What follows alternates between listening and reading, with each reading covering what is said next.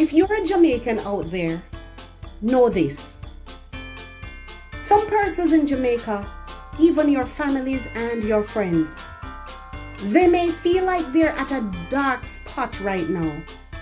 And just a greetings, a prayer, or just a poem, or a song, or just something that you say in 2 minutes can help them.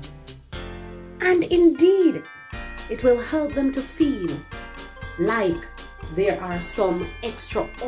Yes, they may just feel like there's this one element of light that protrudes, that bursts in their life. So why not take the time to send a little greetings to your families and friends right there down in Jamaica, land of love. Consider this as a special privilege to put a smile on someone's face.